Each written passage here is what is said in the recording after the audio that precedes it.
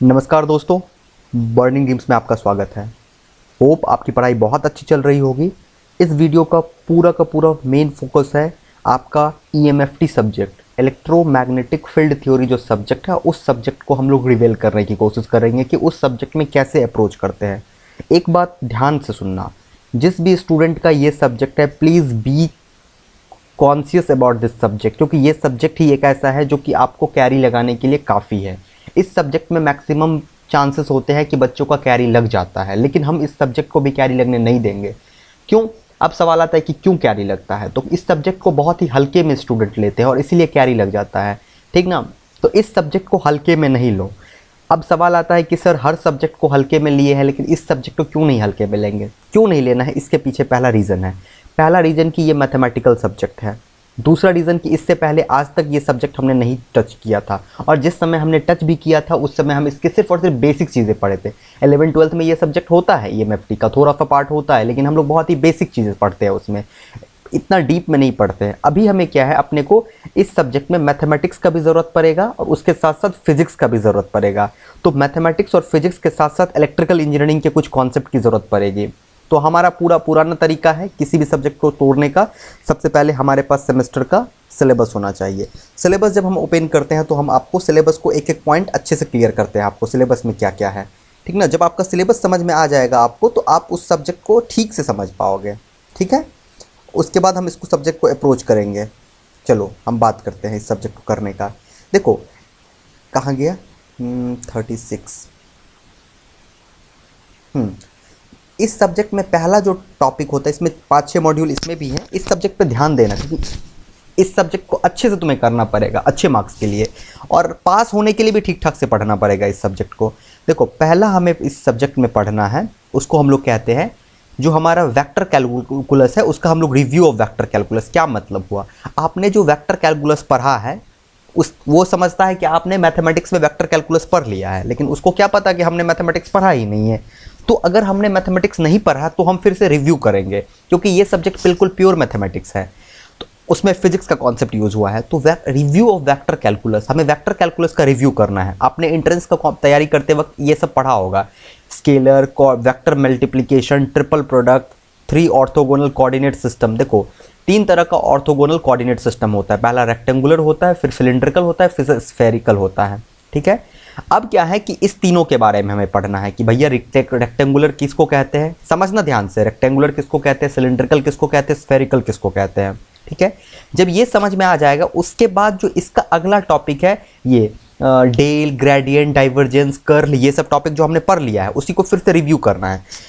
इससे कौन सा क्वेश्चन आता है मैक्सिमम टाइम, वो ये आता है, conversion of vector from coordinate system to one another. मतलब जो ये 3 सिस्टम है, रेक्टेंगुलर सिस्टम, सिलिंड्रिकल सिस्टम और स्फेरिकल सिस्टम, ये तीनों हमें आना चाहिए और इसमें कन्वर्जन आना चाहिए। मतलब रेक्टेंगुलर को सिलिंड्रिकल, सिलिंड्रिकल को स्फेरिकल, स्फेरिकल को सिलिंड्रिकल, वाइस वर्सा, हमें कन्वर्जन आना चाहिए। ओके, अब सवाल आता है कि सर ये सब करे कहाँ से, तो हम बारी बारी से आते हैं। पहले सिलेबस को देख लेते हैं। ये हो गया पहला, रिव्यू करना है। उसके बाद जो अगला मॉड्यूल है, मतलब मॉड्यूल 2 जो हमारा होगा, वो मॉड्यूल है हमारा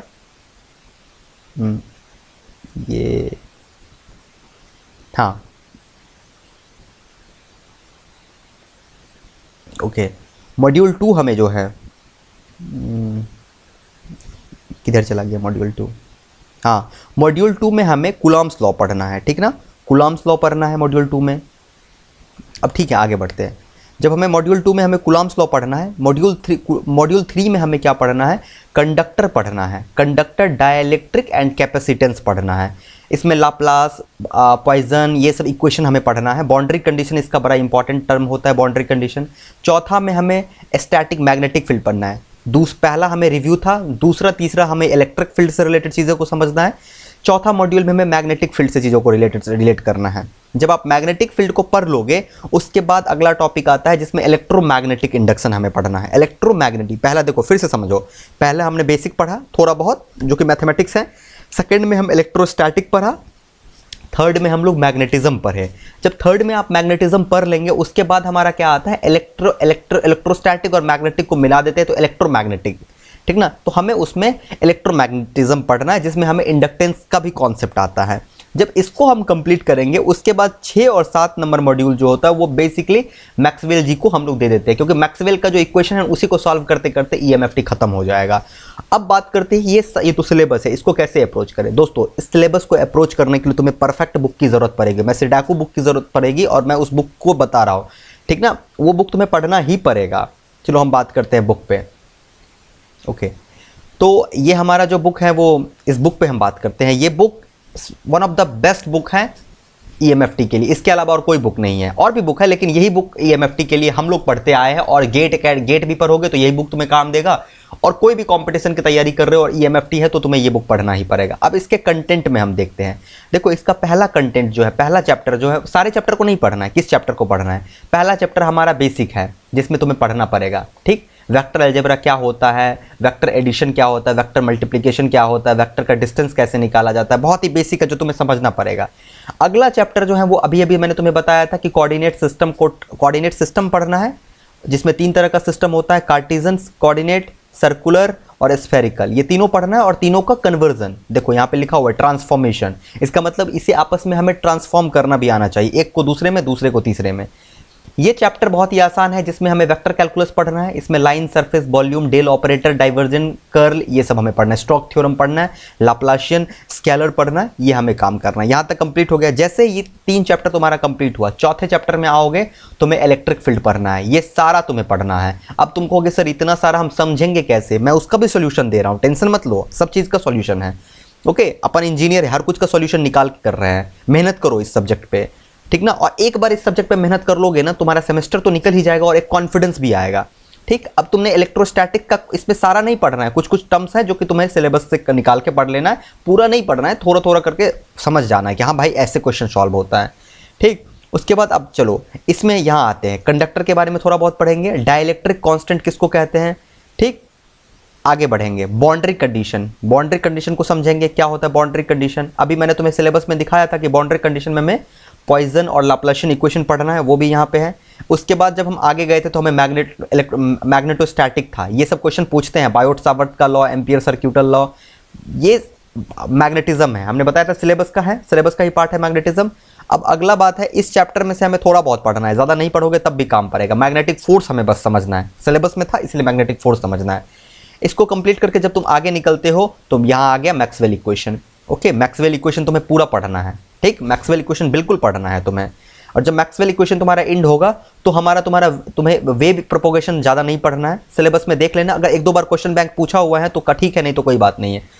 ट्रांसमिशन लाइन थोड़ा बहुत पढ़े ही होगे, ट्रांसमिशन लाइन में इनपुट इम्पिडेंस SWR होता है, लाइन इक्वेशन होता है, पैरामीटर निकालना होता है, ये हो गया। वेव गाइड तुम्हें नहीं है, अगर एग्जाम में पूछा हुआ है तो वेव गाइड को भी पढ़ लेना। अब ये सब तुम्हें नहीं पढ़ना है, मॉडर्न टॉपिक्स ये सब तुम्हें नहीं पढ़ना है, इधर का टॉपिक में तुम नहीं आओगे, बस उतना तक ही पढ़ना था, ठीक।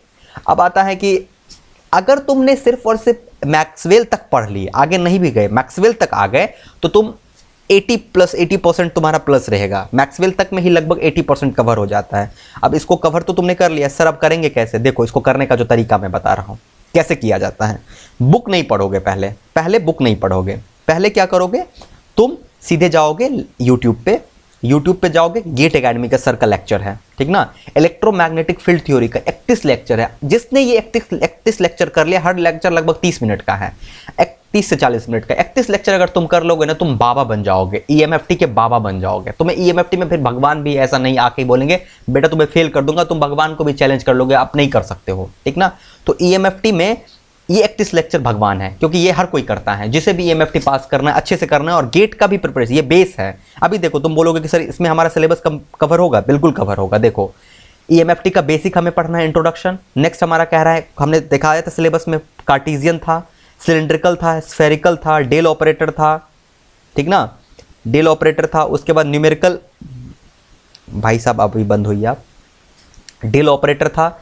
आगे बढ़ते हैं, आगे बढ़ेंगे, जैसे जैसे आगे बढ़ते जाओगे, न्यूमेरिकल बेस्ड डेल ऑपरेटर पे कुछ कुछ न्यूमेरिकल हैं। अब वो खत्म हुआ, उसके बाद तुम कूलॉम्स लॉ पे गए, न्यूमेरिकल हुआ कूलॉम्स लॉ का।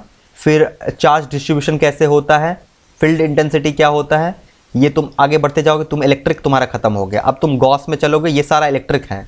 अब इलेक्ट्रिक तुम्हारा जैसे ही इंड होता है तुम्हारा मैग्नेटिज्म पे जाएगा। फिर इलेक्ट्रिक में ही कैपेसिटेंस तुम्हारा टॉपिक है, जरा इंपॉर्टेंट टॉपिक है, ये कंप्लीट होगा। मैग्नेटोस्टैटिक पे जाओगे, मैग्नेटोस्टैटिक जैसे ही तुम्हारा कंप्लीट होता है देखना तुम मैक्सवेल में एंट्री करोगे। इंडक्शन पढ़ लिया, इंडक्शन पढ़ लिए, कुछ फैराडे इक्वेशन पढ़ लिया, ये 30 लेक्चर तुम्हारा हुआ। अब इसके अलावा भी इनका लेक्चर है, ठीक, मैं तुम्हें दिखाता हूँ। तो एक तो हो गया, आप वहाँ से कंप्लीट कर लोगे अपना, मतलब आपने 31 लेक्चर वहाँ से कंप्लीट कर लिया। नो, जो भी इलेक्ट्रिकल इंजीनियरिंग के बच्चे हैं या फिर ट्रिपल ई के बच्चे हैं वो एक बार इस चैनल को भी विजिट करना, क्योंकि ये चैनल जो है ना बड़ा ही बहुत ही खूबसूरत चैनल है इन दोनों ब्रांचों के लिए, ठीक ना। अब चलो उनके लेक्चर को करने के बाद तुम्हें कुछ चीज़ें छूट जाएगी, ठीक ना। मैक्सवेल का इक्वेशन उन्होंने कवर नहीं किया है उस 31 लेक्चर में, तो तुम मैक्सवेल का इक्वेशन कहीं से भी देख लो, क्योंकि उनका 31 लेक्चर हम इसीलिए बोलते हैं क्योंकि वो बहुत ही बेस बनाते हैं। अब देखो, जब तुम लेक्चर देखोगे तो कैसे देखोगे, जैसे तुमने एक लेक्चर देखा उसके बाद तुम आ जाओगे कहाँ पे, इस बुक में, ठीक ना, और इस बुक के चैप्टर में आ जाओगे और चैप्टर में उनके पढ़ाए हुए चीज़ों के बाद तुम चैप्टर को पढ़ना। ऐसे पढ़ोगे तो नहीं समझ में आएगा, ऊपर ऊपर से निकल जाएगा। जब तुमने उनका बुक पढ़ोगे, उनका वीडियो पढ़ोगे तो सेम तुम्हें क्वेश्चन दिखेगा, अच्छा ऐसा ही क्वेश्चन उन्होंने भी किया था, तो तुम्हें इससे कॉन्फिडेंस होगा। उनका लेक्चर देखोगे और ये बुक में आओगे, ठीक, उसी तरीके से आगे बढ़ोगे। अब जो है ये तो हुआ उन स्टूडेंट के लिए जो करना है जिनको, और ये करना ही पड़ेगा, सबको ये करना पड़ेगा। उसके बाद अब ये चूंकि याद तो लॉन्ग टाइम तक नहीं रहेगा, तो इसके लिए कोई नोट्स चाहिए, तो मैं ये नोट्स जो है डिस्क्रिप्शन में लगा दूंगा। ये एक बहुत ही अच्छा नोट्स है जिसमें बहुत ही शॉर्ट तरीके से पूरा ईएमएफटी को कवर किया गया है, ठीक है ना। मैं इसे डिस्क्रिप्शन में दे दूंगा, ये पूरा ईएमएफटी का शॉर्ट नोट्स है। अगर लेकिन ये नोट्स भी वही समझ पाएगा जो ईएमएफटी को पढ़ा है, लेक्चर से और बुक से पढ़ा है, वो इस नोट्स को भी समझ पाएगा, ठीक है। ये दो चीज़ हो गया, इसमें भी सारा कुछ को कवर किया है इस नोट्स में। उसके बाद कह रहे हैं अगर किसी को लेक्चर नोट्स पे पढ़ना है तो लेक्चर नोट्स चूंकि डाउनलोड नहीं होता है, एक हमारे टाइम में ये डाउनलोड होता था, अब ये डाउनलोड नहीं होता है, लेकिन इस नोट्स पे जाके अगर तुम पढ़ना चाहते हो तो पढ़ सकते हो। ऐप डाउनलोड कर लेना, ऐप में देखना, देखो यहाँ पे इंट्रोडक्शन है, पढ़ सकते हो ऐप में ही। नहीं इसका प्रिंट आउट निकालेंगे, इसका तो प्रिंट आउट निकाल के रख सकते हैं, इसका प्रिंट आउट ले लेंगे बस, ठीक। और इस बुक का कुछ पेजेस का प्रिंट आउट निकाल लेंगे, जो पेज तुम्हें लगता है कि तुम्हारे सेमेस्टर के लिए लायक है उसको निकाल लो प्रिंट आउट। अब चलो हम इस पे बात करते हैं। इस नोट्स में देखो कितना खूबसूरत तरीके से बताया गया है। इंट्रोडक्शन में है रिजोल्यूशन करना है वेक्टर को, ठीक ना, और फर्स्ट यूनिट में हमें कैसे आगे बढ़ना है। आगे हम जैसे जैसे बढ़ेंगे तो हमें और ज़्यादा क्लियर होते जाएगा कि एक सिस्टम को दूसरे सिस्टम से कैसे बदला जाता है। जैसे ये देखो कोऑर्डिनेट सिस्टम की बात की गई है। अब चलो ये पॉइंट ट्रांसफॉर्मेशन की बात की गई, कह रहा है convert spherical into cylindrical, spherical को सिलिंड्रिकल में बदलने के लिए कह रहा है, ठीक। तो इस तरीके से तुम्हारा क्लियर होते जाएगा जैसे जैसे तुम पढ़ोगे। वीडियो देखने के बाद बुक देखने के बाद ये नोट्स, यही स्ट्रेटेजी होनी चाहिए। सिलेबस देख लिए हो, फिर वीडियो देखो, फिर ये नोट्स देखो, और इस नोट्स में तुम देखोगे कि यहाँ पे सारा कुछ बताया गया है कि हाँ कौन कौन चीज़ हमें पढ़ना है। जैसे हमें इलेक्ट्रोमैग्नेटिक थ्योरी में पहुँचना है, बायोट सावर्ट में पहुँचना है, सीधे पहुँच जाएंगे बायोट सावर्ट में, और वहाँ पर जब तुम देखोगे तो तुम्हें दिख जाएगा बायोट सावर्ट, ठीक है। तो इस तरीके पे तुम्हारा ईएमएफटी का अप्रोच होना चाहिए। होप कि ये वीडियो तुम लोग के लिए फ़ायदे कारक होगा। देखो मैं तुम्हें सिर्फ रास्ता दिखा सकता हूँ, मैं ना तो कोई प्रोफेशनल यूट्यूबर हूँ, मैं सिर्फ रास्ता दिखाना जानता हूँ, चलना तुम्हें ही पड़ेगा। और अगर मैं चाहता तो ऐसा भी तो हो सकता था कि हाँ मैं एक वीडियो एकेडमी खोल देता, मैं भी ट्यूशन्स की तरह, लेकिन मेरे पास काम है दोस्त, मैं बिज़ी बहुत सारा हूँ, मैं भी काम करता हूँ, ठीक ना। ऐसे नहीं, मैं ट्यूशन्स नहीं पढ़ाता हूँ, मैं कोई कोचिंग नहीं चलाता हूँ। बहुत बच्चे बोलते हैं सर आपका कोचिंग कहाँ चलता है, तो मेरा कोई कोचिंग नहीं चलता है, ठीक ना। मैं तुम्हारे सिर्फ मदद करने के लिए हूँ।